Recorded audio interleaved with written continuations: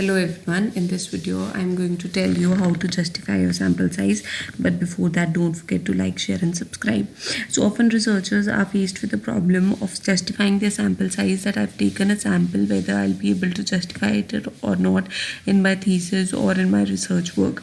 So the first tip is that take 100% of the universe with a maximum of 1000 as your sample size.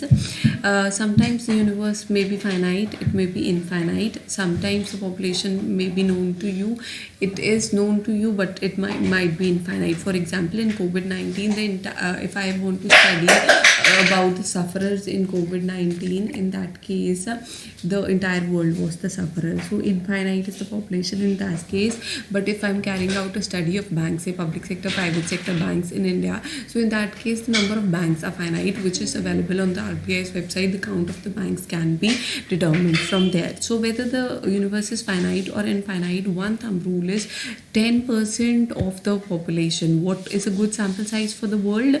So the good sample size is 10% of the population should not exceed 1000. For example, if the sample size is 5,000, if the universe is 5,000, 10% 500. If it is 2 lakh, 10% 20,000. This exceeds 1000, so in case this you can take a maximum of 1000. So for every research work, a sample size of 1000 would be a sufficient number, and you can justify a sample size of 1000 in each case.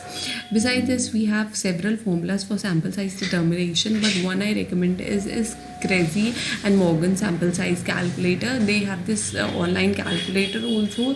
They have this table also for sample size determination, which you can use for the purpose of determining the sample size. So we have the sample size calculator in case of Cressy and Morgan's formula.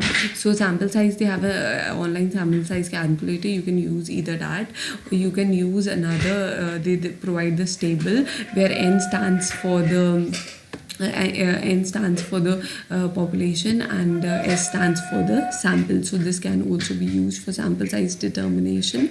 Another thing is online sample calculators. I've mentioned there are several calculators that are available, several other formulas that are available.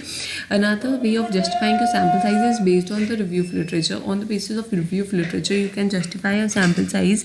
You can say that the other researchers in similar fields have carried out research in this field, have used the sample size, so I can use similar sample size. For example, similar researchers have used a sample size of say 750, so I can justify a sample of 750 that I've also taken the same sample based upon most of the studies that I've reviewed. The sample was determined. So these are the ways how you can justify a sample. You can say it was 10% of the universe or a maximum of 1000. It is based upon Cressy and Morgan table or formula or their online sample size calculator, and it can also be based upon a review of literature. So once you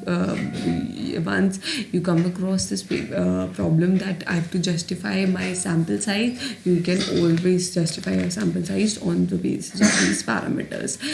Thanks for watching.